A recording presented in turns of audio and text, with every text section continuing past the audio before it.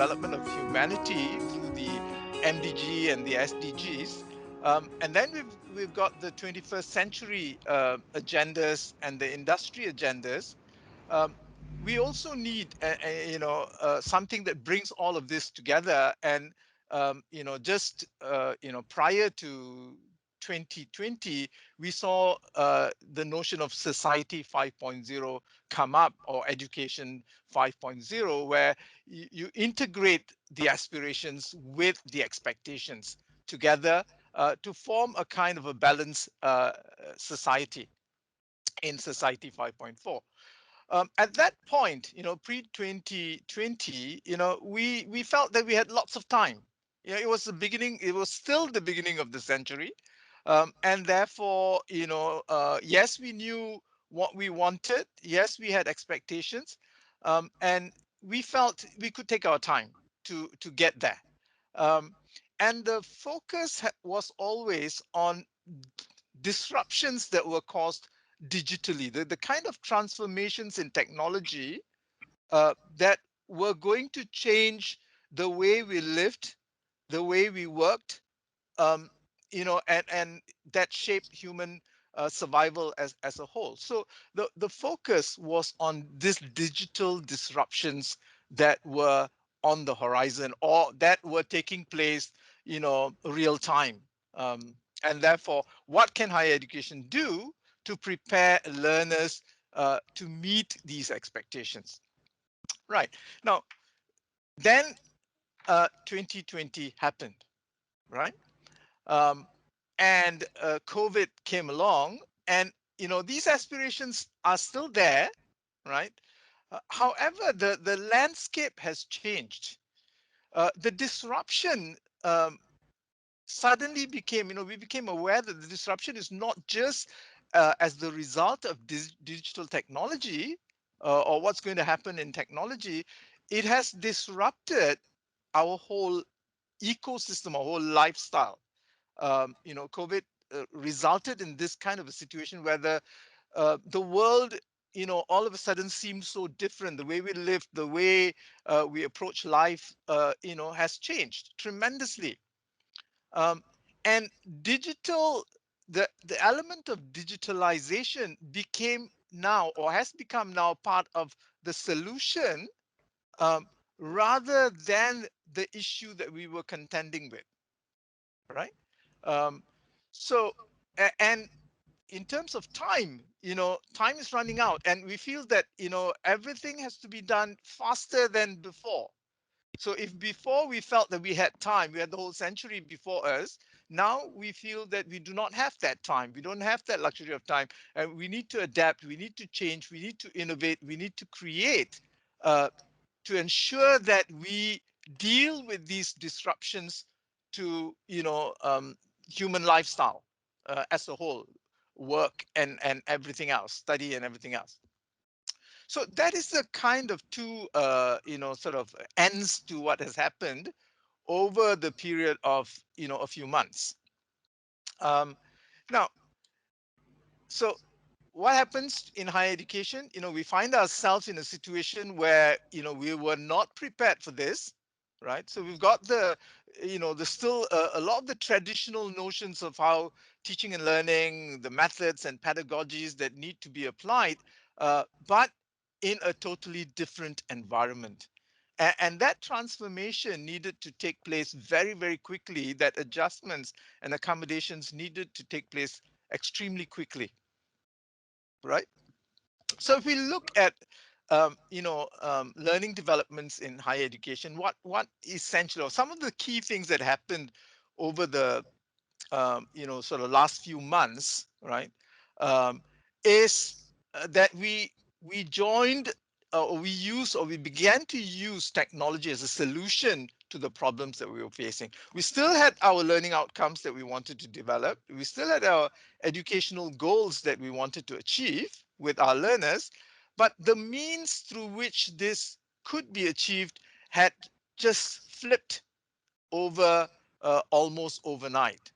So we began to explore the kind of technologies that were available, right? And we looked not just at learning platforms, we looked at apps, we looked at, the various resources that were available to us uh, to ensure that teaching and learning remained effective and connected to the learners. Um, we looked at approaches to e-learning because these were completely different approaches compared to what we would do in a classroom, in a regular classroom, in a face-to-face classroom. So we looked at approaches to e-learning. We looked at how to apply them in the context of effective teaching and learning. Um, we considered how we could blend conventional approaches to technology. We considered how we assessed using technology. We considered how we, monitored learning using technology. So we looked at all of these notions and saw how we can actually bring these things together um, on a technological platform. It was not easy, and I think all of us who've been part of this journey realize that it's not easy, and it continues to be challenging. Um, so what we also needed to do, or we, in a lot of situations, people took this for granted, were the users themselves digitally literate?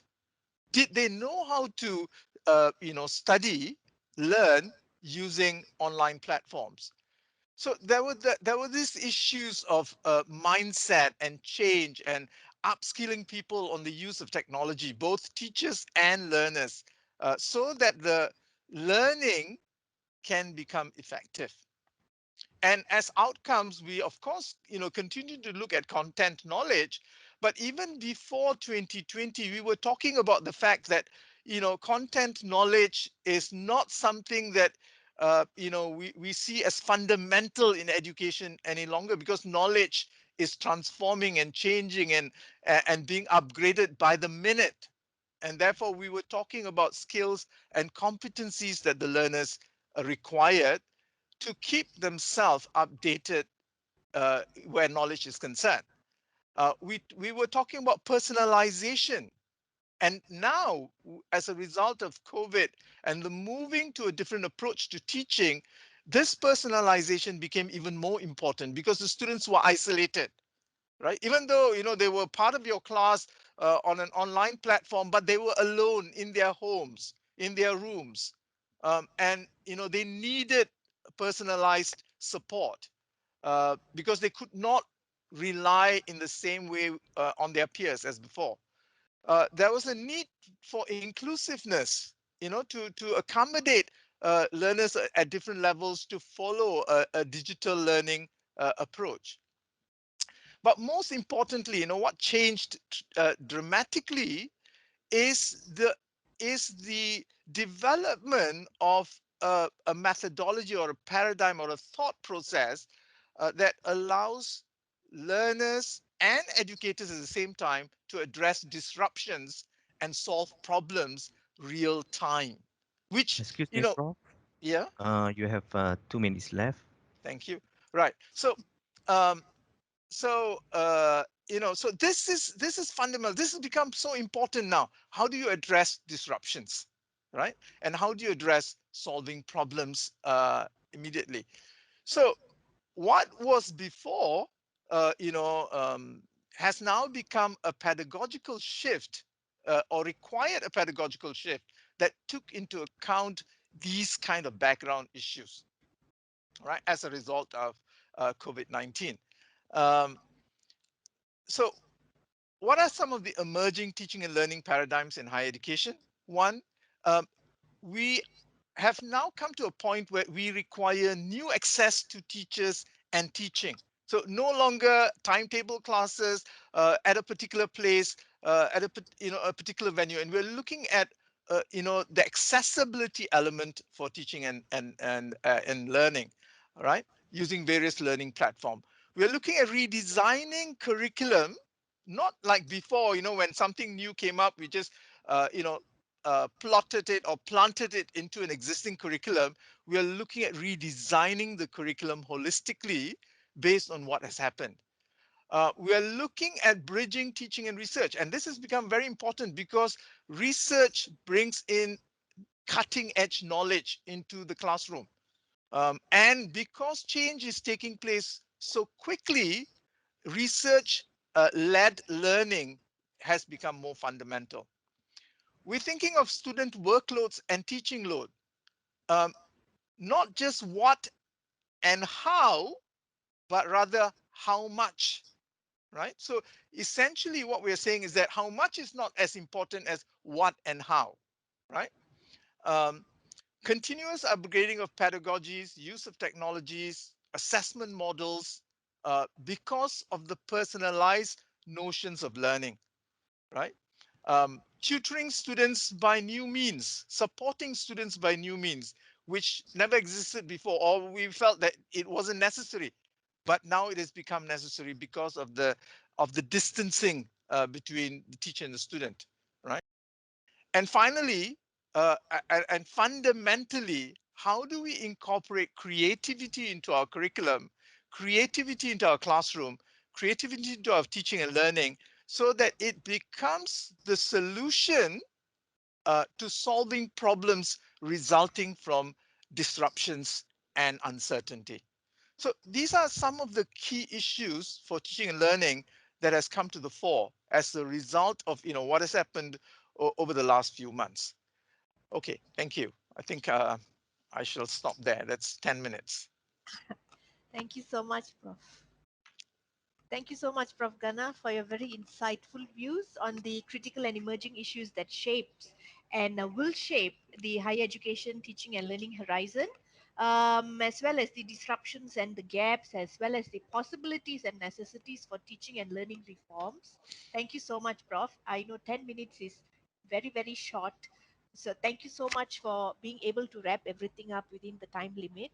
Ladies and gentlemen, I know you have questions that you would like to ask, but we will have a Q&A session after all the panel members are done. Yeah.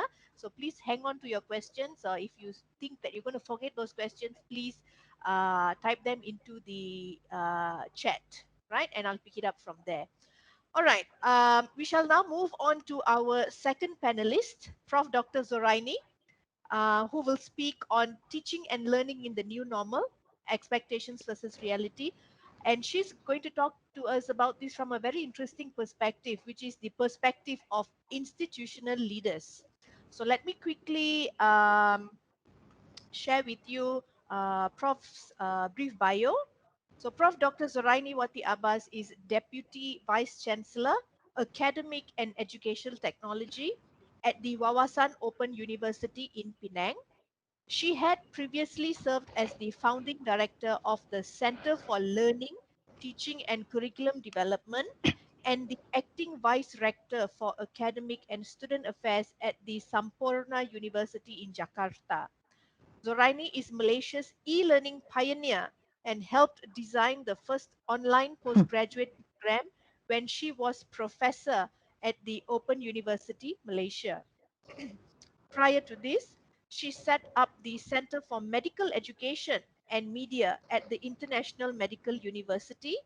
She had also served the Faculty of Education, University of Malaya from 1987 till 1997, where she introduced the Master of Education program in Computers in Education in the year 1991. Prof. Zoraini was consultant to the Malaysian Ministry of Education, National Center for E-Learning and Distance Education in Saudi Arabia and also Telecom Malaysia. She is Malaysia's first MOOC contributor in 2011. As a weekly columnist, with about 800 articles published in the Star, New Straits Times, and Utusan Malaysia. She was named second among 14 influential higher education leaders in Southeast Asia and received an Education Leadership Award from the World Corporate Universities Congress in 2014. Today, she is an honorary fellow with the Commonwealth of Learning in Canada. Wonderful, Prof. Prof, the floor is yours. Okay, thank you very much, Dr. Subarna. I need to find my slide now. Okay. I think I may have lost it now. Okay, now I think it's uploading again. Um, okay, let me just thank University Technology Petronas for having me here this afternoon. What I'd like to share is what actually happened when COVID-19 struck, when the lockdown was instituted, yeah, for the whole nation. Okay, let me just, okay, See, you see yeah, my see. slides now, yeah? Yes, Prof. Okay, basically what I like to do is to share what we had to do as administrators, or from the leadership point of view, what we had to face in terms of the when the lockdown started. Okay, now I'm not seeing my slides anymore. Is there a reason for it? Okay, how do I change? Let me see. Okay, can somebody help me get my slides because it automatically went to something else. Okay. Do we have Prof's slides? Reza, do we have Prof's slides? Yeah, because I'm seeing Dr. Aisha's picture in front of me rather than my slides. Yeah. It just automatically changed. What happened? Okay, hang on, Prof. We will get Yeah, the slide. Yes, yeah. we have, but Okay. I'm trying to search for it. Okay. Uh, Okay. Just give us a few minutes. mm, okay. One, two, Well, three, basically, four. what I'll address is what we had to deal with in terms of urgency, in terms of necessity, in terms of hand-holding, what we had to do, and then the issues that we realized we had to face with, and also way forward. Having experienced all those issues and all that, how do we move forward? Okay. Okay, I've got my slides, yeah? Okay, can I control or do you have to control I it? have to control Yeah. it. Okay, so we go to the next slide. Okay, maybe what I'd like to emphasize today is that classrooms do not need tech geeks who can teach, but we need teaching geeks who can use technology. So what this says is pedagogy is important. The instructors, lecturers, and academicians teaching in the classroom to the groups of students are more important than whether they can use technology. Because once they are strong in pedagogy, then I think they will adapt to the use of technology. Okay, let's just see how this goes. Yeah. Okay, can we move to the next slide? And this is the one that I mentioned earlier. What I will cover. On the left is of course a picture of the Wawasan Open University in Penang. We have five regional centers altogether. We have the Penang one, and then the Ipoh, Kuala Lumpur, Johor Bahru, um, and Kuching, and also Kota Kinabalu. All right, next slide. The urgency.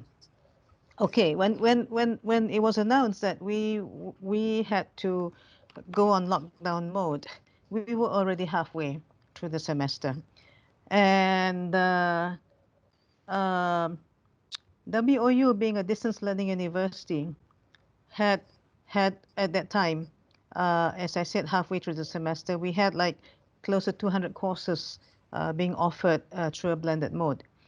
And we had like 450 tutors involved in helping us teach these courses. And we had like almost 5,000 students. And they were all over the country, including Sabah and Sarawak.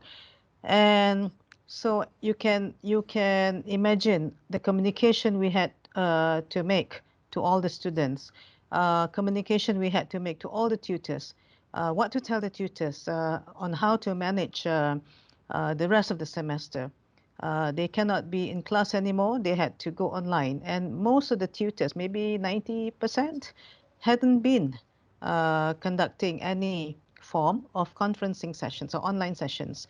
So we had to quickly get them on board the online or the remote teaching mode, and to uh, just tell them, okay, just use whatever you can. It could be WebEx, it could be Zoom, it could be Google Meet, it could be MS Teams. So just use whatever you're comfortable with right away so that the classes are not missed. And our students have classes in the weekends, and some of them were caught by surprise as well, because some of them didn't have um, um, their own notebooks. Some of them were only connecting through the smartphones. And some of the students, they have never been in an online conferencing mode. So these were the initial challenges, but somehow we managed it. And somehow, because we had also changed the assessment to the alternative assessment, instead of exams, we had either online quizzes, we had assignments to replace the exam, we had projects, we had different, a lot of different things. Because of that, somehow, whether the students, whether they had missed the classes or not, what happened was the overall passing rate improved. And as you know, open distance learning institutions usually do not have uh, even 95% passing. So they were improved, yeah, in terms of the numbers of passing, and also in terms of the grades that they got, yeah, because as adult learners, it was better for them to not have exams. I mean, that's what research shows. And I mean, if you can move to the next slide, Reza. Actually, I've already been going to this. Anyway, it was necessary that students and tutors were taken through how to manage themselves, either teaching or learning. We had guidelines to prepare and distributed through the LMS or through email. We had to do a lot of things, yeah, to make sure that things were more or less standardized, and that students do not miss any what we call tutorials, yeah. We call them tutorials, not lectures. Okay, next slide. So the immediate steps, yeah, I already mentioned ITS had to take control, had to give the support. Um, Management had to decide for the tutors and for the students what's to be done. And this had to be done simultaneously throughout the whole country for all the 5,000 students. And next slide, we also had to handhold the tutors. Some of our lecturers, full-time lecturers, had to do dry runs with the tutors to show how online or video conferencing works, show them what to do, help out technically, help out in terms of the pedagogy of, having 2-hour tutorials, what should you do, changing from the physical classes to online classes. And we also had to demonstrate, we also had 2-hour sessions, yeah, 2-hour tutorials simultaneous on how to use MS Teams. Because the next thing, because, okay, once we finished the January semester, we went into the July semester, and then before that we had to show how to use MS Teams. We had decided that we will only use one platform after that, because some students were complaining. Some tutors, I mean, different tutors were using different platforms. So sometimes when they had 3 classes, they could be using 3 different platforms, because each tutor was using something different. Yeah, it could be Zoom, or it could be um, WebEx and so on. So we decided that MS Teams was the platform to use, and so we had that 2-hour tutorial for all the tutors, or for as many tutors as we could, and then that was repeated, and then it was also now going into what you call this, offered through an online tutor training session. So that's being done still. And we've also realized that we needed to bring on board tutors who were e-ready. So we made sure that our new recruitment of part-time tutors included the fact that they were already comfortable with use of technology, or they had the notebooks, they knew how to do things online, because we realized that when COVID-19 first started, there were some tutors who couldn't go on, and they had to um, say they couldn't support online, so then we had to quickly find tutors who could. So those were the issues that we realized. I mean, can we go to the next slide, Reza? So these are the issues that I've mentioned. And even the students, we ran a survey to find out how ready they were for online learning. And we found that there were few students who didn't even have any notebooks. So we then offered um, a special purchase notebook, yeah, special purchase program for notebooks, whereby they get about maybe 200-300 ringgit discount if they were to go into the program. So we even offered that not only to students but also to staff, because some staff also didn't have notebooks; they had PCs, and so now it's a change of culture and so on. And we realized that we had to be standardized. Being a distance learning institution, we had to standardize things. Um, and everyone, if possible, go through the same kind of training. And next slide. So now moving forward, I'm rushing through. How many minutes do I have left? As long as Reza doesn't buzz in, you're good, Prof. Okay, okay. Well, Prof, you have another Oh, 2 minutes. okay, Okay, there that's he good. is. That's good. All right. So now moving forward, having seen all those issues and all, moving forward, we realized that student engagement is key to student success. And as you know, in ODL institutions, the rate of completion is very important. Um, Typically, it is less than 50%, but we want it to be higher, maybe 60, 70%. There are times when we only have 30% in the end, yeah, after a few semesters, only 30% of one intake would stay or would remain as an ODL student. And some of them may come back later, maybe after 1 or 2 years, taking a break. But if possible, now what we want to do is to make sure that they succeed within the 5 or 6 year time frame, instead of taking 8, 9, 10 years to finish. So student success is important, and how we achieve that is student engagement. So if we can go to the next slide, Reza. So student engagement is something that we see can happen if there's an effective or efficient pedagogy technology integration. So we must have the right set of educators, skilled in pedagogy. And when they are skilled in pedagogy, it means that they are passionate educators, that they are educators who would like to make a difference to the students that they teach. And they will be the ones who will choose, who will try to choose the right pedagogical approach, yeah, with the students. And then after that, we are sure that they would be willing to try out appropriate technologies, and this will lead to student engagement. I mean, this is the start. There's three qualities. Okay, next slide. And how important student engagement is, I mean, you can see just the titles of these four publications. And if you were to Google student engagement, there are millions of articles of studies that have been conducted in the last 1 or 2 decades. It's something very important, something very key, and I think we should all bear this in mind. If we can engage our students, we can see them succeed. They get better grades. They keep coming back to the institution.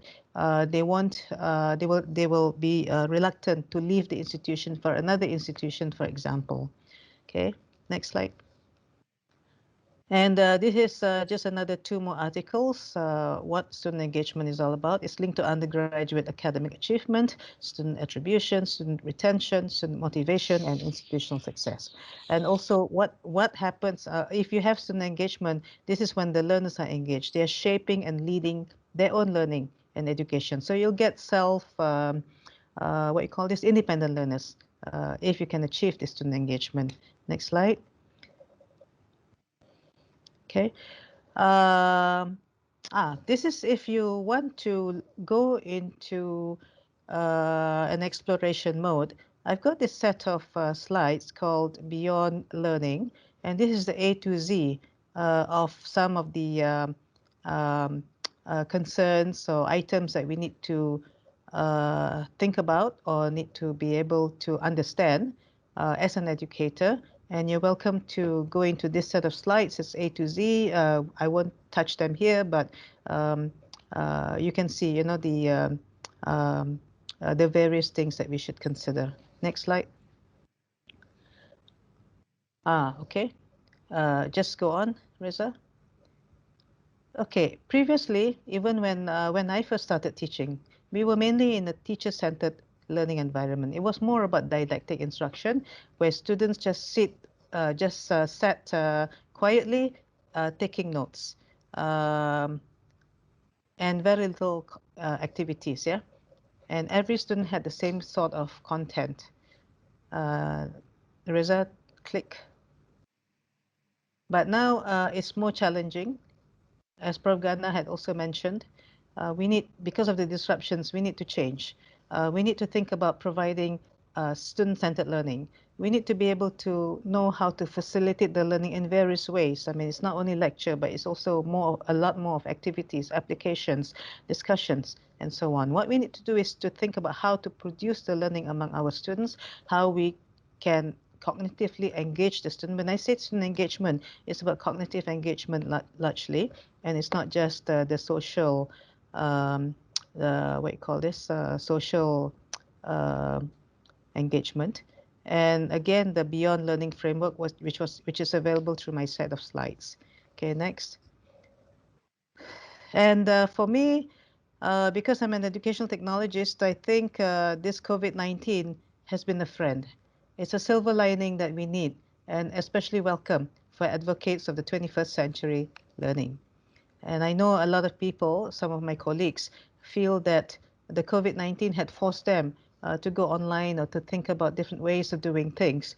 But you know what? If they are good educators, I think they will welcome this change. They will adapt. Uh, they will be willing, and they will make themselves ready for this situation. And maybe we will be seeing a lot better student forms of student engagement as we move into the next few years. Okay, next. I think that's about all. Yeah. So thank you very much for listening. I'll be keen to engage in any dialogue or any Q&A that we might have at the end of our 1 hour session. Thank you very much. Right. Thank you so much, Prof. Zaraini, Yeah. for sharing with us your perspectives on institutional leaders as they deal with the COVID-19 crisis. Mm. Having this understanding definitely helps us appreciate the thought processes that go into managing the higher education sector in times of crisis. So thank you, Prof. Thank you. So we are at 3:15 now, and we have two panelists left. So let's not waste any more time. I would like to call upon Associate Professor T.S. Dr. Aisha Abu Bakar, our third panelist, who's going to be sharing with us aspects of curriculum that need to be looked into as we deal with the with TNL in the new normal. So very quickly, Dr. Aisha Abu Thank you Bakar so is much, the Dr. Subhana. okay. Go ahead, Dr. Aisha. Thank you so much, Dr. Subhana. Dr. I.R. Hilmi, my fellow panelists, and all my dear participants. So thank you for joining us. I know we are in a rush, so I'm going to be very quick if I can. And I was given this topic on teaching and learning in the new normal, expectation versus reality from the perspective of curriculum development. And actually, for this afternoon, I would like to actually discuss two things with all participants. That is, how do we deal with curriculum in the cyberspace, and how do we actually deal with curriculum design and structure, especially at the program level at this present time. And I think before we begin, it will be good for us to actually do a little bit of revision on what curriculum is all about, because most of the time, lecturers always thought that curriculum is all about subject, content, learning outcomes, so and so. However, I think we need to remind ourselves again and again that curriculum involves learning spaces. And when we talk about learning spaces, we are also talking about physical learning spaces that we so used to deliver our lecture or our curriculum face to face. And currently now we have no option, like what the two previous panelists have mentioned, we have no option but to actually deliver our curriculum in the cyberspace. And not to forget that when we actually in the cyberspace, we still need to have this relationship, and like what Prof. Zoraini mentioned just now, we still need to develop that social and also emotional engagement with our students online. And it is very interesting when Prof. Ghana mentioned that, pre-2020, the lecturers felt that there was plenty of time to actually fulfill the expectation, and they do not need to do anything much. And because now that we are facing the situation that we are currently aware, um, so we need to actually prepare our lecturers and also students in terms of their mindset, and we need to upskill them in teaching and learning in the online remote environment. So what I would like to share today is actually to let us see what we have in higher education landscape, what has been expected from us, be it from the private and also from the public higher learning institution in Malaysia. And to create that awareness, I would like to go back to our main higher education blueprint that has been actually launched in 2015. And if you can still remember that in this particular policy, or in our Malaysian higher education blueprint, uh, there has been like two main shifts that all of us are directly involved or affected. And they are shift number 1 and also shift number 9. But the one that I would like to focus today is actually shift number 9, which is a Huh? globalized online learning.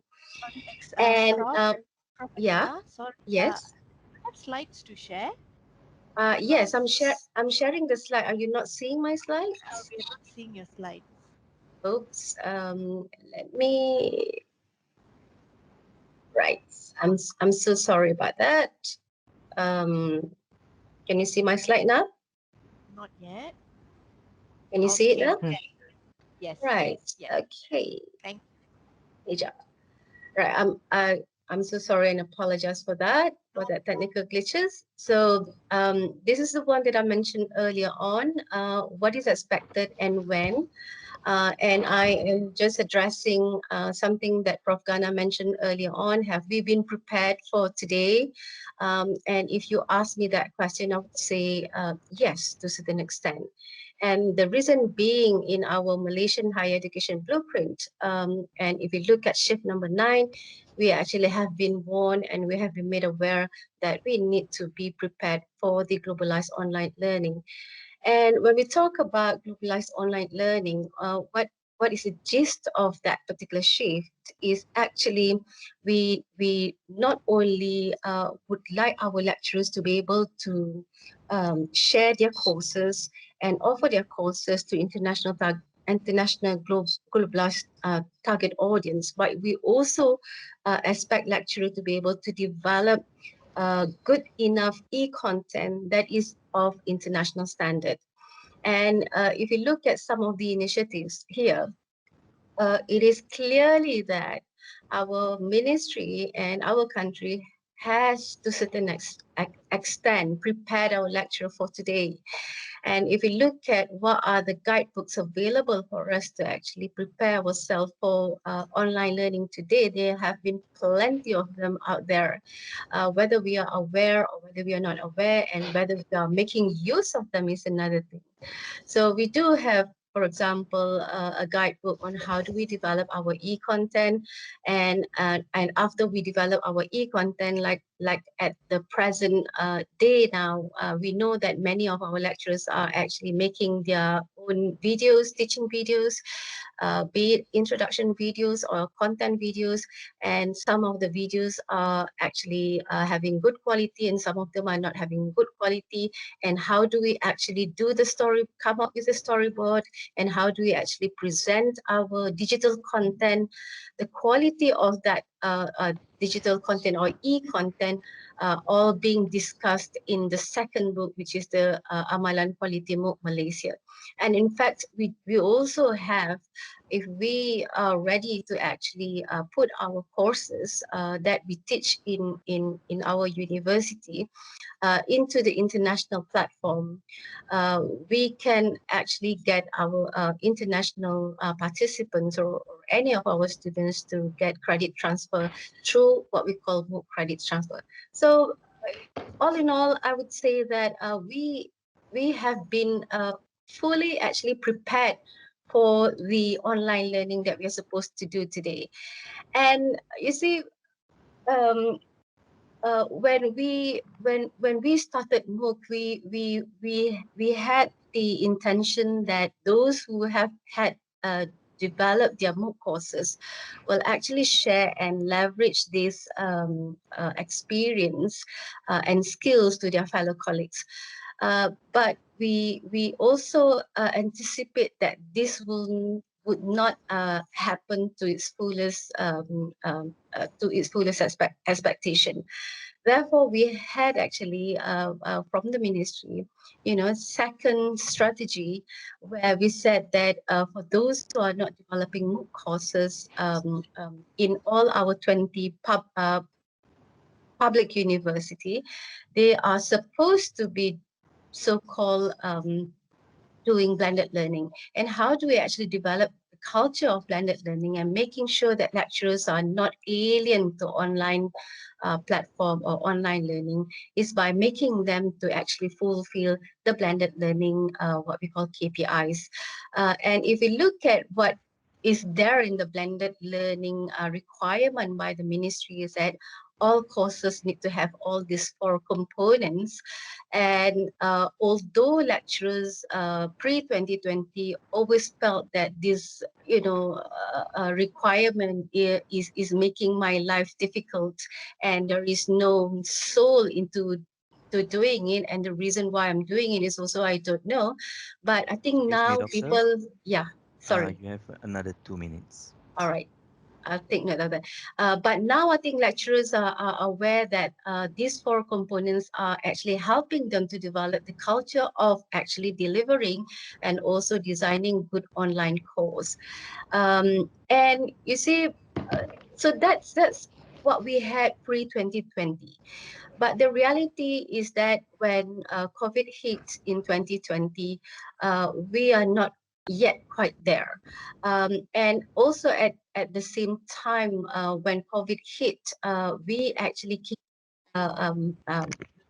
that the MEPTA had actually came up with another guidebook to help lecturers on how to actually teach online and how they can actually design their courses, their blended learning courses, so that they do not actually have to teach in a synchronous manner. So we do have what we call the substitute blended learning guide to help lecturers to design their course in such a way that they can actually deliver them in what we call in asynchronous manner.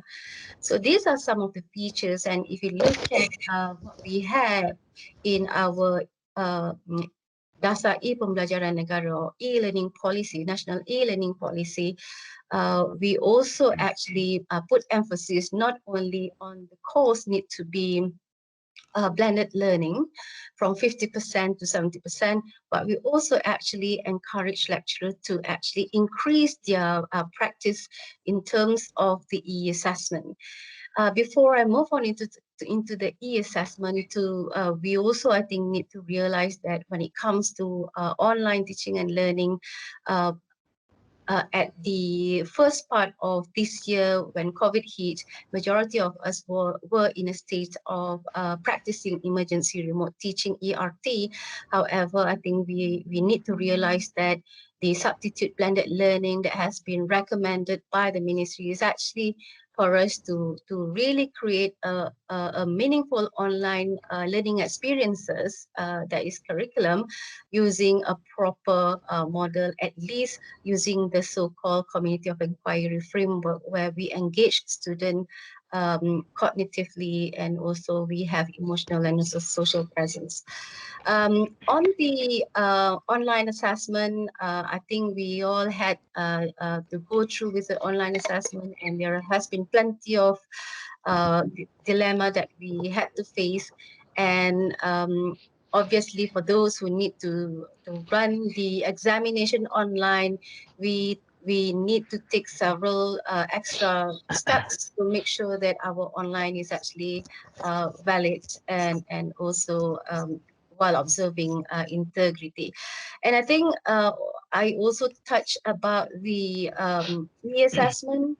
And I think we should not just stop by improving our online examination, but we need to actually transform from the online examination to what we call digital exam. I think we need to consider digital exam in our practice. So before I end, on the second part of my delivery, I would like to talk a little bit on curriculum structure and how do we go about curriculum structure in the present situation and also in future. And again, as I mentioned to you, we had plenty of guides for us to deal with future from now on, although we have been hit by COVID-19, when this book was launched, we did not anticipate COVID-19, but we had what we call risk analysis, and we always knew that we are vulnerable to volatile changes in higher education, and because of that, we have been actually giving our university to consider what we call adaptive change and also radical change. And because of that radical change, we have no options but to actually change our current curriculum from prescribed to what we call fluid organic curriculum, or what we phrase it as future ready curriculum. And I think recently we are all aware MQA is also supporting this so-called flexible education, and how do we go about making our curriculum organic and fluid through what we call micro-credential. So if we look at micro-credential, and also we can couple micro-credential and online learning. However, I think the challenge, if we design our subject into micro-credential, we can actually have module 1, 2, 3 that address theory, and let's say we lump module 4 and 5 to address practical, but we still need to address the challenge of how do we deliver the practical part when student cannot be in the campus. And I had an experience to join a seminar in Abu Dhabi, where at that point of time, the vice chancellor or the president from the Cairo University mentioned that they had this so-called robotic lab, where students can actually control the lab and control the robot from their home. And the robot is the one who actually conduct the lab test for the students from home. At that point of time, there has been quite a lot of concern because a lot of people said that students cannot smell, cannot feel the emotion of being able to be in the lab. But this is also something we really can consider, the fact that we are needing it now. And I think my last slide is for us to think about how can we ensure quality when we do all those, and at the end of the day, I think majority of us always have this at the back of our mind. If we do a lot of changes in our curriculum to face what we are supposed to face today, will we pass the accreditation process? So I would like to stop there, and I would like to pass the session back to Dr. Subhana. Thank you. Thank you so much, Dr. Aisha. You didn't allow me to introduce you just now, so I'm going to read your bio now very quickly. So sorry. Okay. Dr. Aisha Abu Bakar is the recipient of the National Teaching Award for the Engineering Cluster in the first National Academic Award 2006 by the Ministry of Higher Education. Later, she was awarded the Chancellor Award for Excellence in Teaching in 2007 by the University of Malaya. Her exposure to good practices in teaching and learning was due to her active involvement in curriculum development at program and institutional level, including special master's program under the Malaysian University Consortium for Environment and Development, Industry and Urban Areas, the Danish University Consortium project. She later expanded her contribution in this area by becoming an expert panel and contributor to the publication of national guidelines to good practices, curriculum design and delivery by the MQA. Apart from CDD, she was involved in researching assessment in higher education. Her research work in e-assessment in tertiary learning has led to several awards nationally and internationally as well. Prof. Aisha is currently the Director of Center of Information Resources and E-Learning at University Malaysia Pahang. Thank you so much, Dr. Aisha, for sharing with us your knowledge on the curricular aspects that we need to look into as we deal with the COVID-19 crisis. So, ladies and gentlemen, we are at 3:33, and I have to introduce the final presenter for today, Professor Michael Keppel. Professor Keppel, are you ready? So I'm just going to, Yes, that's correct. I'll just introduce you very quickly. Ladies and gentlemen, allow me to welcome Professor Dr. Michael Keppel, our final panelist for today. He is Pro Vice Chancellor, Learning and Teaching, and Professor at Taylor's University, Malaysia.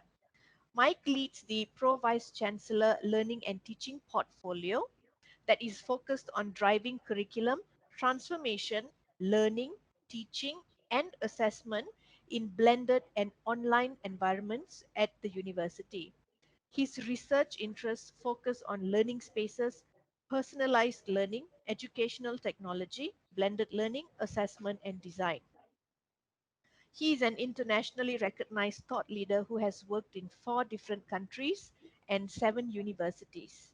He is an invited keynote speaker and has made presentations in over 20 countries.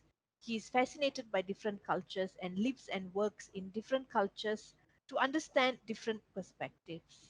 Over to you, Professor. Great. Thank you very much. I'll just upload the slides here. Sure. That'd be great. Well, thank you very much for the invitation today. Thoroughly enjoyed the previous presenters, and I'll add to the dialogue and the discussion here today in terms of what we're looking at. So what we're looking at, I'll just wait for the slides to come up there. I'm looking at transitioning from face-to-face learning and teaching and assessment to blended and online education.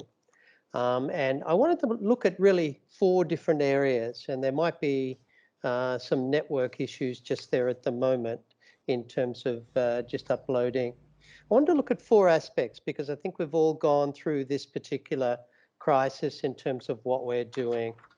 So I'll just reload those slides if that's okay, and go again.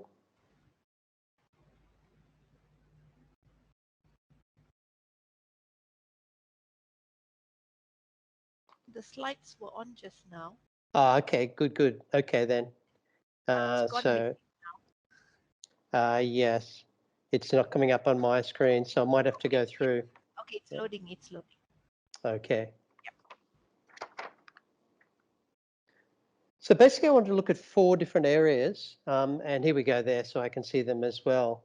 What I'd like to look at are, I think, the key areas we need to look at. We've all moved to this online environment. I think as we've had from other speakers, it's both pros and cons. I think it will shake up the education system, which I think is great. So the first thing I think we need to look at in this particular environment is looking at the rethinking of assessment. And I'll go through some of those aspects in the online environment. I used assessment as the lever for getting staff to actually teach in the online environment. Also, student-centered teaching, which I think is different from student-centered learning, and self-directed learning for learners.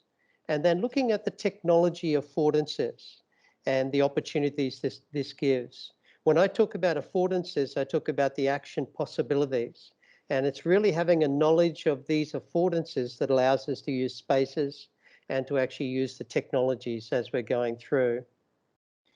If we look at the next slide here in terms of going forward, this was pre-COVID-19. Our university, we've done extensive curriculum transformation, all our programs, 36 programs, and we looked at 800 modules, which I was personally involved in redesigning, etc. as well. We looked at the idea of blended learning. About 30% of every module was going to be in the online mode.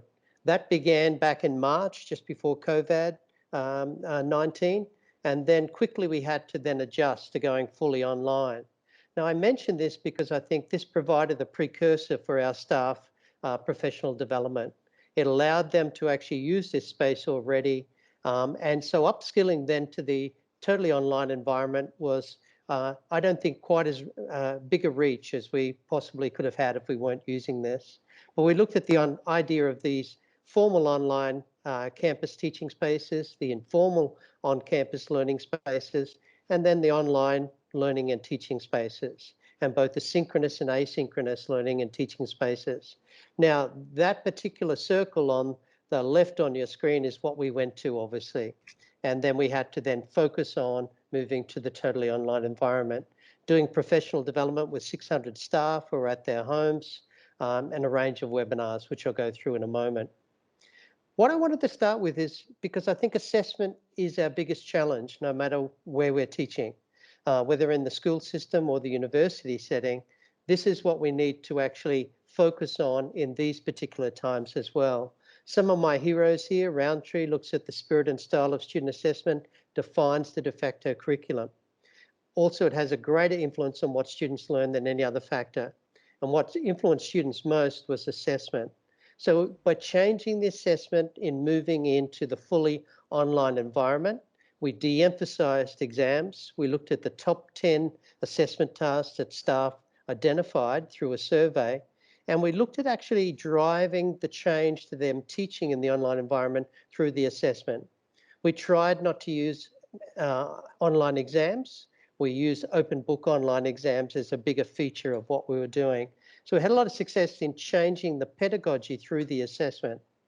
Now, this is part of our assessment principles that we looked at. We want students engaging in the assessment that is productive. We want active feedback. We want a partnership between the students and the staff. And then we want to set up a culture where students and staff are working with each other. Obviously, it's infused in the curriculum design, and we'd actually undertaken this aspect already when we're looking at our curriculum transformation already.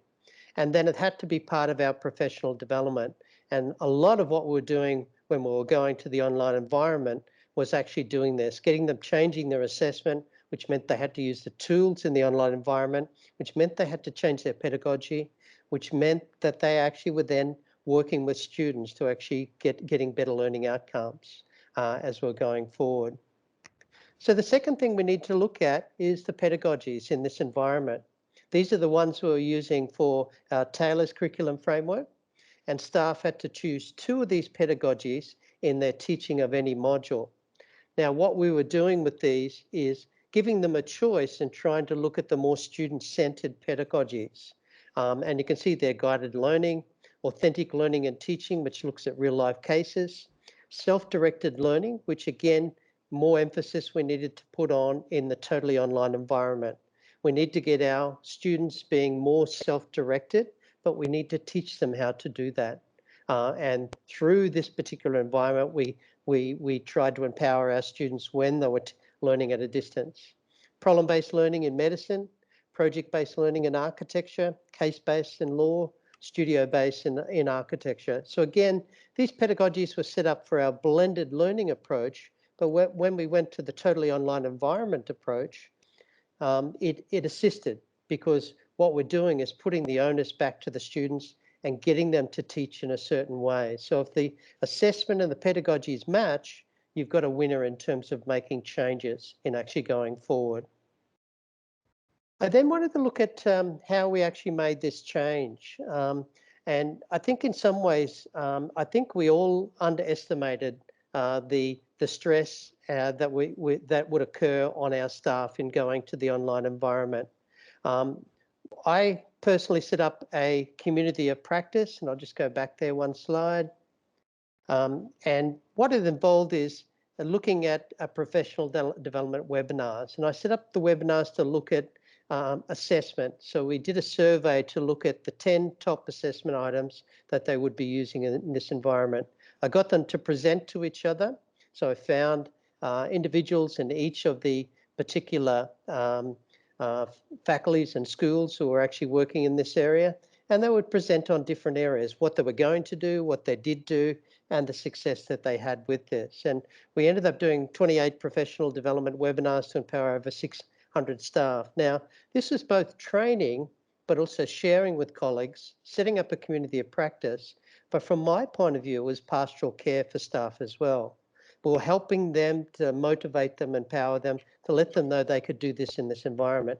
And we had some stunning results from our staff and really good, our teaching engagement scale for student evaluation was actually higher in the online learning semester than in previous semesters. So it was actually particularly satisfying. We had over 4,500 teaching staff interactions in this time. And so every webinar we did had 150 to 200 staff coming in, some participating, some not. But what was one of the big winners is the last point there, this idea that we looked at the assessment tasks as a leverage for professional development.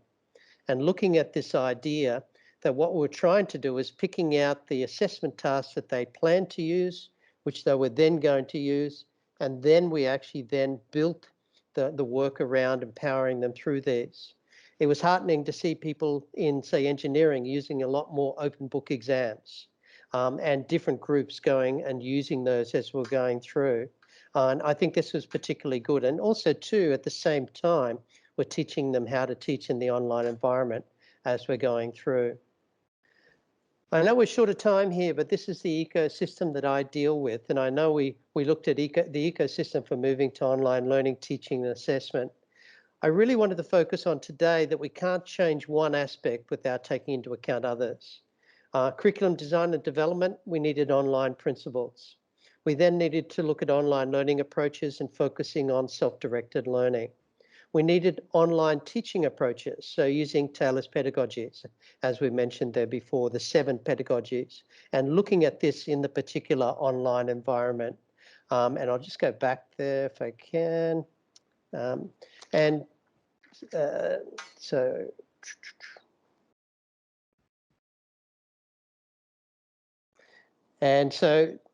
and I'll just go through these. The slide has just moved itself ahead there for the moment.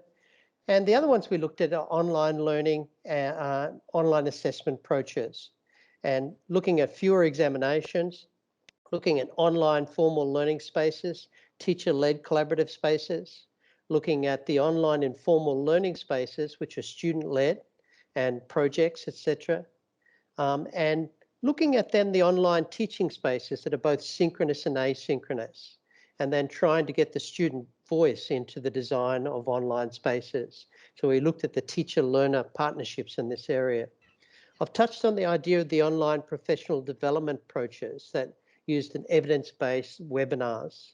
And then looking at the technologies, we had to look at our existing technologies, the LMS, the lecture capture, Zoom, looking at Teams, etc., and looked at all of these different types of aspects as we're going through. We looked at the enhanced technologies or new technologies that we need to look at, the idea that we need to look at enhanced Wi-Fi, and also empowering staff by having their own particular license for Zoom as they're going through. And that proved a winner in terms of many aspects, Zoom and Teams as we're going through. One of the big things that we looked at was just the organizational culture as we're looking at. Yes. Professor, Yes. so sorry, we don't see your ecosystem slide. Sure, yeah. So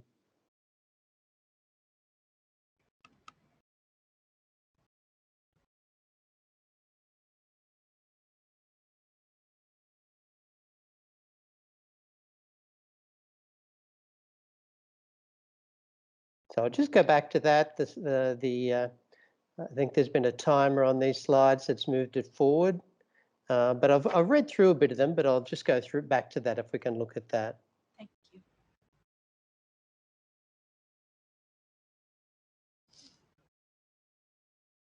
Yeah, there's a few network issues, I think, at the moment that are causing some issues there.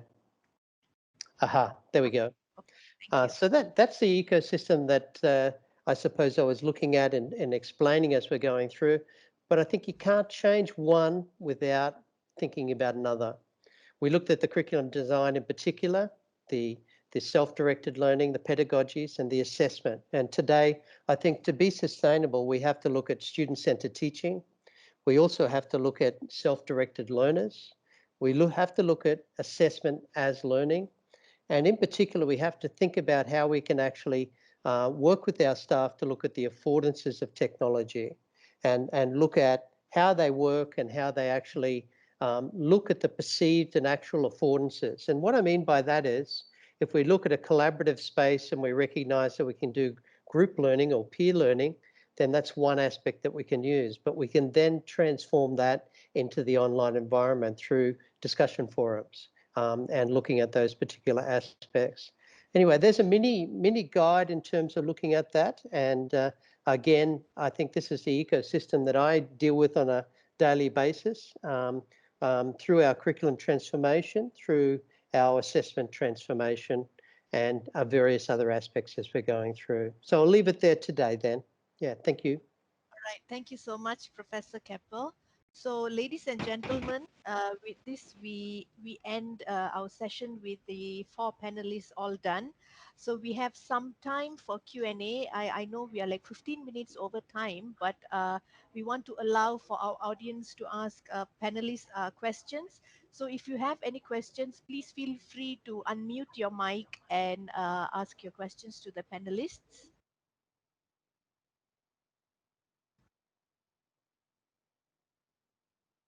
Okay. Hi, good afternoon, panel. Good afternoon, Dr. Subhana and the esteemed panel. Can you hear me? Yes, yes. The famous phrase for the year 2020. Can you hear me? Okay. Uh, right. As a practitioner myself, yeah, it is inevitable that we face the changes. It has come on with some challenge as well as from apprehension to acceptance and embracing the new norms. Um, just to throw a question, any one of the member of panels are free to give their feedback.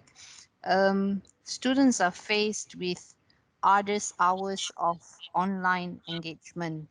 How then can we ensure interaction goes on at different levels of assessments, from cognitive to emotional to psychomotor, as we mentioned? Yeah, thank you very much. Thank you, Dr. Ena. Um, any panelists would like to answer that?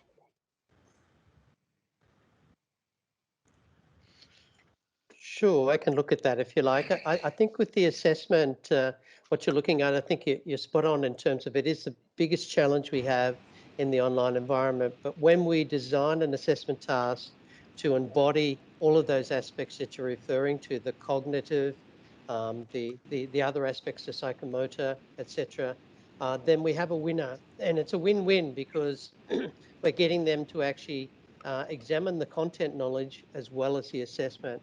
I do believe that by using particular pedagogies and particular ways that you do group projects, and at Taylor's, I've seen some stunning examples of students working from a distance online, doing group projects and then presenting their work back.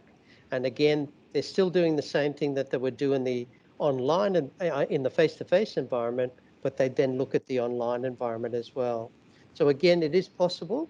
It's the clever use of the design tasks, the assessment tasks to achieve those goals. Thank you, Prof. Thank you, Prof. Thank you, Dr. Ena. How about the other panelists? If you would also like to add on, you're more than welcome to.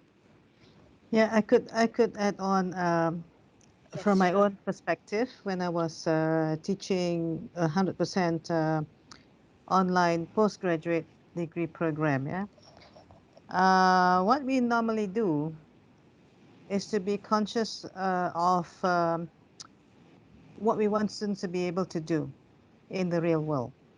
And that's when we bring in authentic assessment. We could use scenarios. Um, we could have them write papers that will make them go deeper into the issues, especially issues that they are more keen on. Make it more relevant, yeah, to their own situation and to what they're going to do following their their new degree or their new postgraduate degree.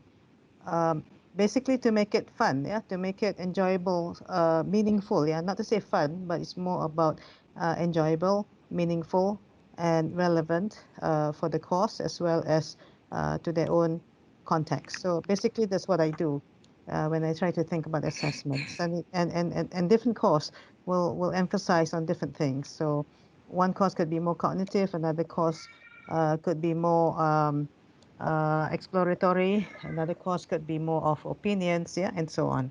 So that's coming from me. Thank you. Thank you, So Prof. much. Thank you, Prof. Yeah.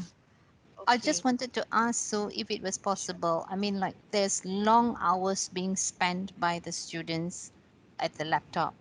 So it is actually quite strenuous. So how do we overcome that as well? The idea of a variety of lessons and CLOs are indeed very welcoming.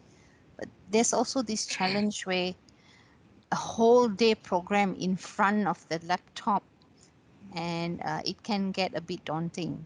Yeah, so maybe some thoughts that can help us. Thank you. Yes.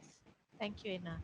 Uh, yeah. Yeah, can I just say Sure, something about sure, that? sure, Prof. Yeah, Prof. right. So I think you're right, and I think the key thing is that sometimes we tend to forget. I think I touched on this briefly in my presentation. We tend to forget that with online learning, the student is largely alone, right? And he is following streams of information if he can sustain an interest. And that's why your famous question of "Can you hear me?" Right? Uh, yeah, so essentially it is very critical for us to involve variety in the kind of things that we are doing. So we need to mix synchronous with asynchronous, with with group activities that they can embark on while they are online with groups of peers, coming up with outcomes.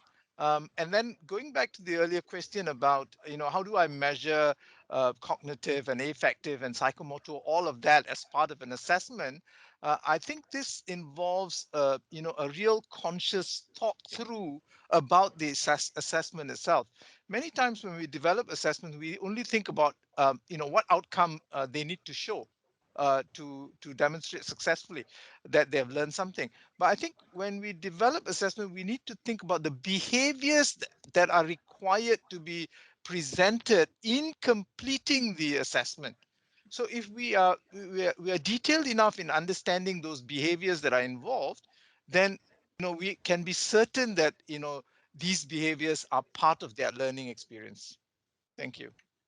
Thank you, Prof. Gana. Thank you. Thank you, Ina. Okay, I believe we have our Deputy Vice Chancellor with us now, Prof. Dr. Hilmi. Prof. Okay, all right, never mind. So I have a question for the panelists. So this question revolves the issue of value. How much value we are giving our students in the online learning environment, because based on my experience, when we started online teaching and learning here in UTP during the MCO, there have been several queries on, why are you not decreasing your fees. We are in the online environment, we are no longer in face to face. So my question is along those lines. So how do we provide this additional value for students? Maybe I can look at that there as well. I mean, what we tried to do to provide value for students is that all of the clubs and societies had an online present, and they had rich interactions with all the students that were in the online environment. I think there were 10 times more interactions in the online clubs than there were in the physical clubs. That was one aspect. So we actually then looked at all the aspects that we tried to do, the e-orientation, doing the same thing as most universities have done as well, providing resources. Again, it is different. They don't have the social interactions with their other colleagues, their other friends.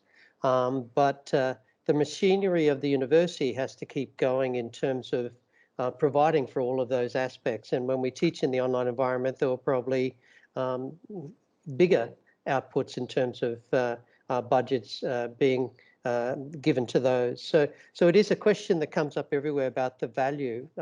We tried to actually have parallel everything that we could in the online environment, and where we could, we went to then a blended mode. And at the moment, what we're looking at is we have 1 week that is face-to-face and 1 week that is online, based on the guidelines. I mean, we're adapting those as we go. So we try to then mirror that in terms of that. I think if the students look at this particular semester, I'd like to put a positive spin on it. And one of my executive deans mentioned this. This is a bonus semester for you. Learning all these different skills in digital literacies that allow you to adapt to any environment for learning and teaching in the future. And I think in some ways it's looking at the glass half full, and what are the values that we're going to get out of it. And I think the digital literacies for the students in adapting to this environment and working with this environment, coming up with different ways is the added value. Yeah, can I add to that? Yeah, Dr. Subarma. Okay, I think it's good. Yeah, that digital literacies aspect that we are providing to the students. But I think let me just uh, share the fact that the students are measuring the value in terms of something tangible like face-to-face lectures. That's natural. However, we have the concept of student learning time. Different things. We do different things at different times using different modes. And if we focus on the things that we need to do to produce the learning, then I think the students will realize that by the end of the semester, they learned something more than what they thought they would. It could even be falling in love with that topic. And if we can produce the learning, then I don't think the students will make an issue of how many face-to-face lectures or how much face-to-face learning time has been given to them. It is more about, the holistic approach of doing different things at different times, giving different learning activities, sometimes alone, sometimes groups, sometimes pairs, to what you call this, to cover all aspects of preferred modes of learning, for example, or preferred when we open again, sometimes physical, sometimes online. So if we can work towards that, I think we would have done our job as educators. So I'm looking forward to that opportunity actually, because now I think we are now having to think about all these various modes and how to better support the students. It cannot be just lectures. I mean, I hear some people saying, yeah, let's produce lectures through our slides. Yeah, I mean, our lectures are in the form of slides. It has to stop. I mean, it has to go beyond that. That's about it. Thanks. Thank you, Well, Prof. let's give a quick opinion on that. Oftentimes, I think we said that learning may not necessarily occur in classroom, and in fact, we always desire, or we always want students to learn outside classroom. Now we had the opportunity where students are not in the classroom; they are outside in real world, and I think it is a great opportunity for us lecturers to actually design a curriculum so that students are actually learning from what's around them in their home, out there. So basically, if we are teaching a particular theory, if we can get students to get something from their room, something from their home, from their kitchen, that would be great so that they actually know that now I'm not supposed to be in front of my computer, but I can actually do something practical for me to understand my course. And I think this is perhaps some things that we overlooked because we often think that um, uh, value is when you come to campus. Uh, but I think we also have been made aware that the best place for students to learn is actually in the community, in the real workspace, in the real world out there. So we are currently being given the opportunity and the chance to get students to learn from from the real environment. I think it is the only thing that perhaps we are lacking is actually the um, ideas and also creativity to come up with a good curriculum. And that is why I think Prof. Keppel mentioned that we really need to look into the online curriculum design and how do we actually deal with the online assessment. Because I came across lecturer who actually have to conduct student-centered learning in the online environment, and they just convert the student-centered face-to-face into online, where they do competition, but students are actually doing their parts at home, but the lecturer is the one who actually helped them to fly the drone for the competition, for example. So that's my 2 cents. Thank you. Thank you, Dr. Aisha. Prof. Gana, if there's anything you want to add on.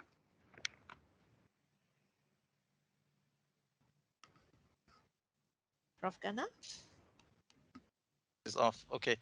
Yeah, I think this is the moment that we've all been actually anticipating.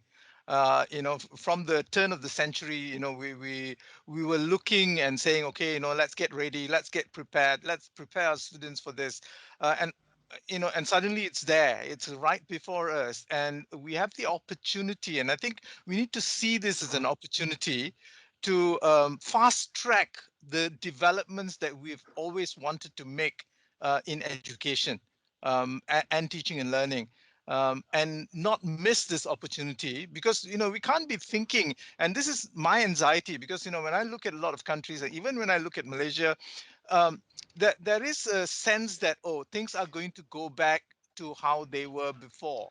um, and I think they're never going to go back to how they were before, and therefore we need to use this opportunity uh, to actually move ourselves forward, and be at the crest of the wave, rather than sort of following the wave that is led by others.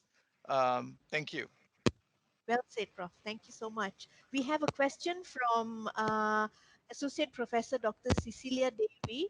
Okay, her question is, there are several methods to use technology, for example, softwares with webcam, to prevent students from cheating during closed book online assessment. What is your comments about these technologies? Maybe I can direct this question to Prof. Keppel.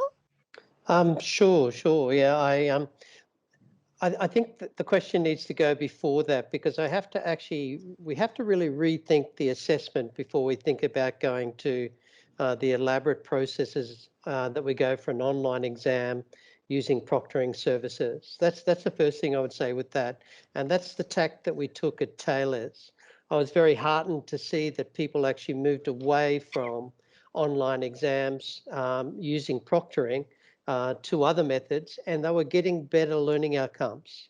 And students were actually doing much better with their learning in terms of what they're doing. We did have some groups that did need to use the proctoring, but they were a lot less than what we had previously if we did a audit of all the online exams. They are possibly useful in the ecosystem. How useful they are, I am unsure. But I think in some ways, I think some groups have tried to actually look at these across the board for their institutions and across different areas. But I take it back to the first point that I do believe that we do need to change the assessments to be alternative assessments to meet the learning outcomes in the online learning environment. And I've actually seen more stunning work coming out of this than the use of online exams using proctoring, because they tend to be recall type of activities, whereas in engineering, they looked at higher order thinking online exams. To give you an example, they looked at the idea of if they had to actually articulate how a boiler was put together in engineering, higher order question in the take-home exam was come up with a creative way to, to adapt this boiler so that it would be useful in the future. And again, it would be individualized to cut out on any cheating and so forth. But again, much more higher order thinking in terms of that.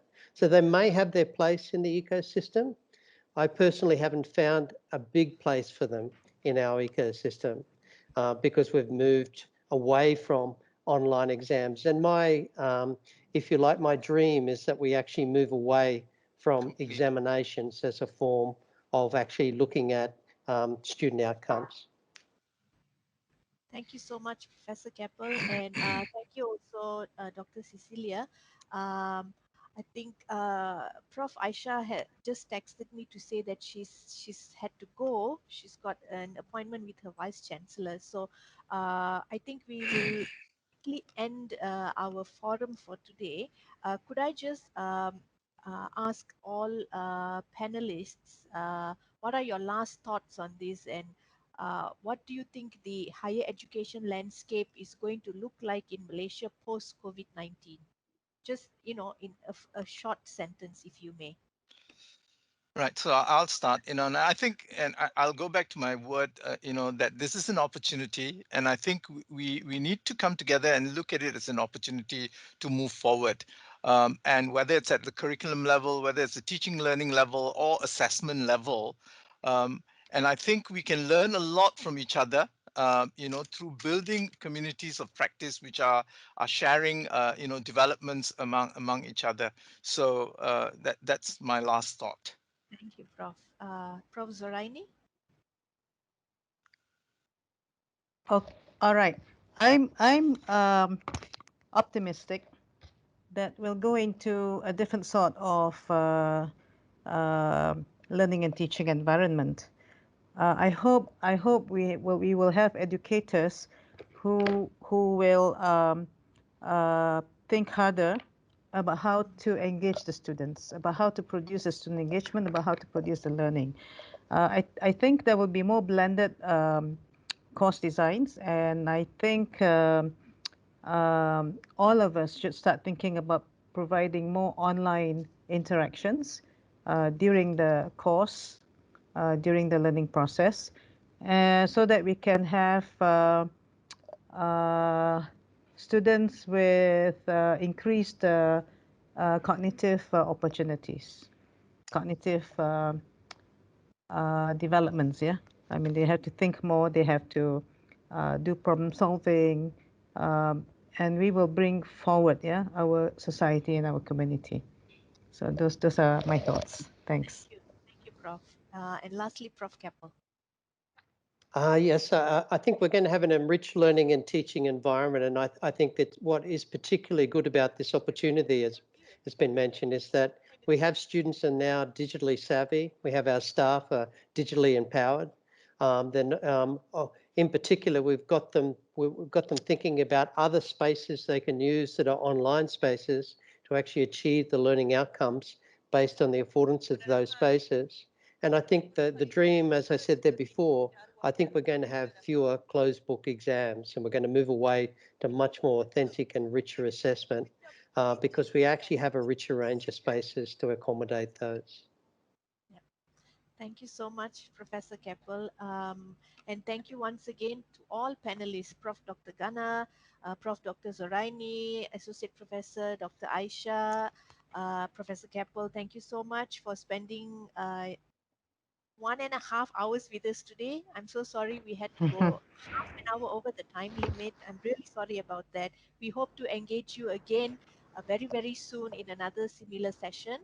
And to all our audience, thank you as well for being with us today. We have the award presentation ceremony after this, and as well as the closing. So all panelists, you're most welcome to stay on. Okay. Uh, and audience as well, you're most welcome to stay on for the closing. So once again, from all of us at University Technology Petronas, thank you so much to all panelists and the audience. So Reza, I pass this session over to you, Reza. Okay, thank you very much, Dr. Subarna. Before the announcements of the list of winners for this year, I would like to invite the sixth TLIF 2020 Head of Judges, Dr. Anna Bhattacharya, to provide a summary on the process of how the participants are judged. Okay, thank you, Reza. Thank you, Dr. Subarna, and good afternoon to the guests and everyone present here. First and foremost, I would like to thank the committee for providing this opportunity. And I was not alone. I was working with a team, Ms. Suhaila and Dr. Mitra together with me. We were heading the judging committee. So, given that this has been a tremendous leap of change in terms of the mode of the presentation, it is a fully online session.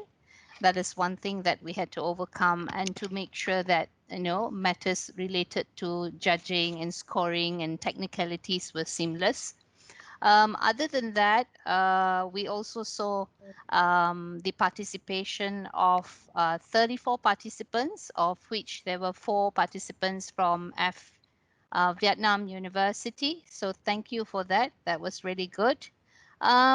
For this year, the theme is about navigating expectations in uncertain times. And I think it really mirrors what the panel had just mentioned in the forum about teachers and learners' ability to overcome problems and to be more creative. And I think we saw that happening in all the sharings.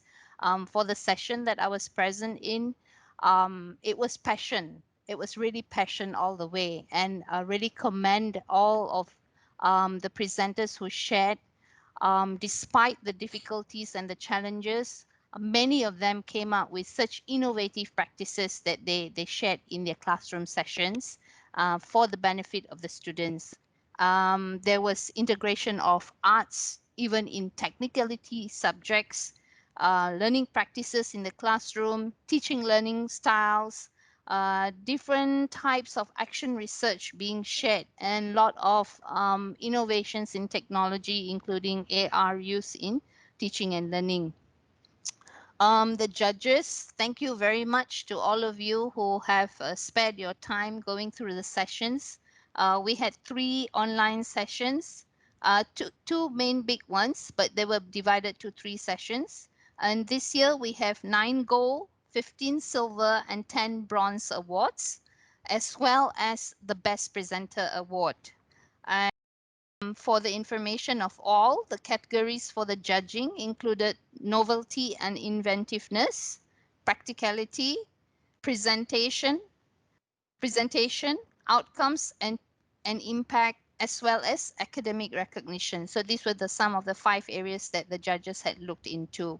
So the decision from the judges are final, and we would like to once again thank everyone and congratulate all participants and presenters who have actually braved the storm and made this online 6TLIF a success. Over to you, Reza. Thank you very much. Thank you very much, Dr. Anna. Ladies and gentlemen, the moment that we have been waiting for. The bronze medal winners, in no particular orders, are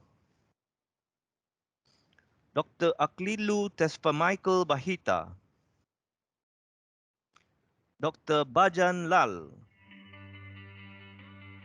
CS Dr. Emilia Akasha binti Pata Ahir, Ho Kyun Do,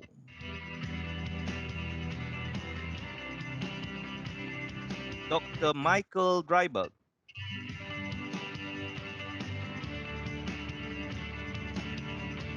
Dr. Ng Cheng Yi,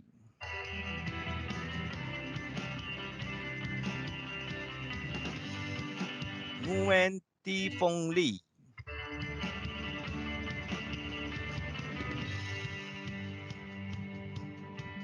Nguyen Ti To Ho, Chan Ming Hang, Dr. Wissam Salah Al Alul,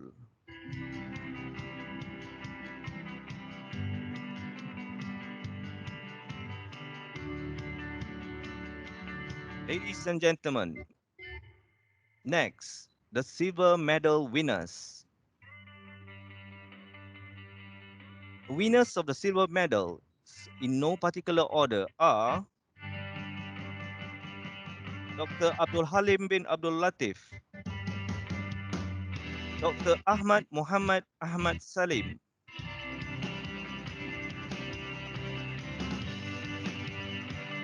Asif Zamir, Chong Chi Meng, Dr. Jundika Chandra Kurnia,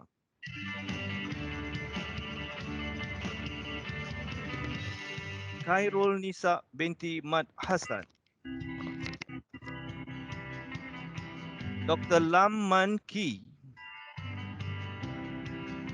Dr. Muhammad Rashid bin Shamsuddin, Dr. Mohana Sundaram Mutavalu, Dr. Noni Soraya Sambudi,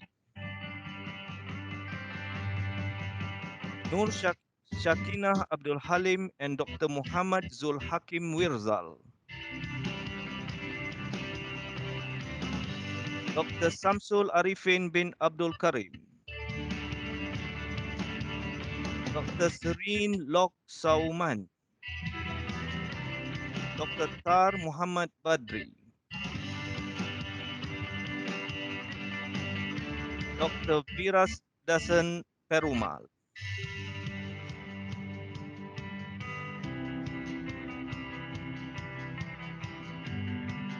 Ladies and gentlemen, the gold medal winners. Winners of the gold medal in no particular order are Dr. Akasha Senong Ibrahim, Dr. Mark Ovinis, Dr. Muhammad Royal Bilad, Nur Faiza Ali, TS Dr. Nur Shakirah binti Abdul Aziz, Nur Huda binti Muhammad Jamin, Associate Professor Dr. O Pei Cheng, Dr. Cindy Habibah binti Shafi'i, Dr. Teh Hee Min, Dr. Wan Zairin Nisa binti Yahya.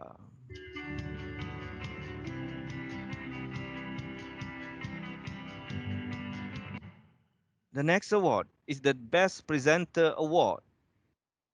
The winner of the Best Presenter Award is Miss Nurhuda binti Muhammad Jamin. Congratulations.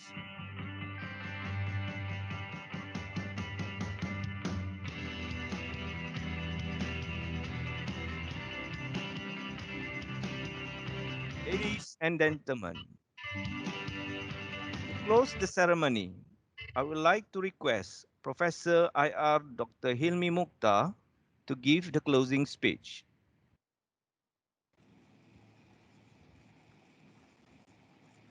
Prof. Yes, thank you, Riza. Bismillahirrahmanirrahim. Yang berusaha Dr. Siwapalan, Director Center for Excellence in Teaching and Learning, CITAL. Respected forum panelists, Professor Dr. Gana Kumaran Subramaniam from University of Nottingham, Professor Dr. Zorani Wati Abbas from Wasan Open University, Associate Professor Dr. Aisyah Abu Bakar from University Malaysia Pahang, as well as Professor Dr. Michael James Keppel from TLIF University of Malaysia. Presenters, judges, guests of the 6th Teaching and Learning Innovation Festival, ladies and gentlemen. Assalamualaikum warahmatullahi ta'ala wabarakatuh. Salam sejahtera and very good afternoon to everyone. Congratulations on all of your participation at University Technology Petronas 6th Teaching and Learning Innovation Festival, TLIF 2020. I was informed by Dr. Subarna that we have participation from Vietnam as well as today. Thank you for being a part of TLIF 2020. I am truly appreciative of all the support, and it is my sincere hope that virtual events like this will be leveraged for more networking and linkages, sharing of knowledge and expertise, fruitful deliberation, and outstanding presentation demonstrating the value of education and research to humanity for the betterment of the world. To all the participants, we value your time, participation, and support as we navigate to this new normal together. It is my sincere hope that this 6th TLIF has reached its objective of disseminating best practices in teaching and learning within the context of the higher education classroom. I also hope that the findings of the research we have shared in the event today could be implemented sustainably within your course and program as quality improvement measure to better enhance student performance as well as teaching and learning experience for both you and your student. Ladies and gentlemen, as we all already know, since March 2020, the global higher education sector was shaken with news of the pandemic COVID-19. The higher education sector around the world have had to adjust their teaching and learning styles to retain program enrollment and provide accessibility to students. As the education sector, it is essential sector, our business of teaching and learning continues to brave the challenges brought on by the pandemic. In dealing with the impact of COVID-19, in UTP, we undergo at least 5 mitigation measures. Number one, communication of expectation and engagement with students for teaching and learning, virtually between lecturers and the members of the Student Representative Council or SRC. This is to get everyone on the same page. This form of communications are through meetings, email, social media, and also via announcement in the UTP Learning Management System, as well as through the COVID-19 emergency response team. Second, providing good infrastructure for online learning via an established learning management system. In UTP, we use the Moodle-based platform called ULearn and the Big Blue Button BBB Virtual Classroom and MS Team platform, which is integrated with Moodle. Thirdly, provision of guideline of teaching, learning, and assessment within the virtual learning context, designing questions in line with Bloom taxonomy and constructively aligned assessment must also be in line with the learning outcome. Fourth, training, ensuring lecturers are well trained and ready to embrace teaching and assessment within an online learning ecosystem. Fifthly, monitoring of teaching and learning quality, which is done in several phases.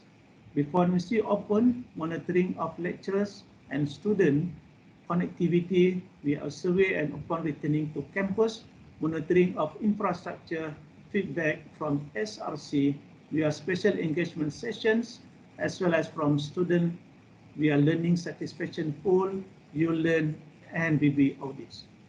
With these mitigation measures in place, UTP has also provided remote access facility to support all our staff and e-learning platform to enable teaching and learning as well as research work actively. The online teaching and learning is further enhanced with increased virtualized experience that allows both staff and students to have a more dynamic and autonomous role, and to a certain extent, we have been successful. We continue to revisit these mitigation measures and refine them to set the best standard in managing teaching and learning during this time of crisis. Ladies and gentlemen, it is my sincere hope that papers presented at TLIF 2020 today we'll be able to set a future path to how we can more effectively manage teaching and learning beyond COVID-19 or any other global crisis for that matter. Blended learning is an approach we must continue to explore and perfect. My congratulations to all presenters, award winners, and not to forget the organizing community. Continue to create waves of hope in your classroom. I look forward to meeting all of you in the next Teaching and Learning Innovation Festival in 2021. Until next time, please stay safe and take care. Bismillahirrahmanirrahim. I now officially close the TLIF 2020. Thank you very much. Thank you very much, Professor IR Dr. Hilmi Mukhtar. Ladies and gentlemen, we have come to the end of our festival. Thank you very much to all who are involved and work tirelessly for its success. And to the audience that have graced this event, your attendance is most appreciated. Before we end the event, I would like to request audience to turn on our camera for an online photo session.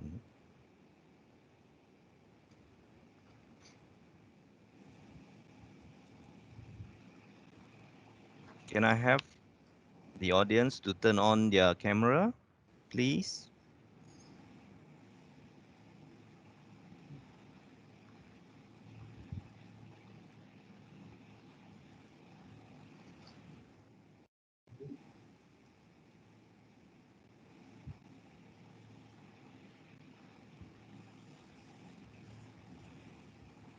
Lisa, we can't see anybody. I think you have to Smile, stop. smile. Everyone smile.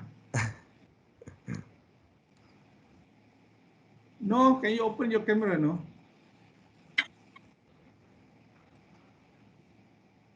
Okay. I don't see. I see Prof and myself only. Where's everybody else? I'm here, down there. Okay. Yes. Dah, cukup. Wow, the nice background, Dr. Iswaran. I can see a lot of people. Sorry? See? Ah. Doreen. Hi. Dr. Nguyen, you come from Vietnam, right? Me? Vietnam. Okay. Okay, 1, 2, 3, cheese.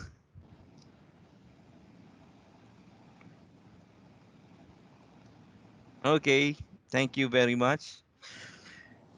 So my name is Muhammad Reza. We will meet again for the next TLIF. May all your endeavors be successful. Thank you very much. Thank you, everybody. Really appreciate it. Thank you. Great Well session. done. Bye. Bye. Bye. Bye. Thank you. Bye. Dr. Well done, Hannah. Thank you, Reza. Reza, yes. MC Well done. hebat hari ini.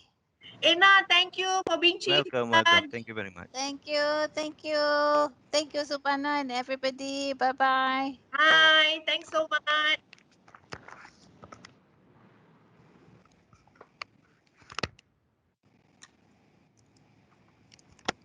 Congratulations to all. Thank you, Prof. Dr. Ena, Yes, sir. How are you, sir? you are the chief kan? I ketua hakim jaga. Okay. Yeah, but ketua hakim, yeah. Next year lah.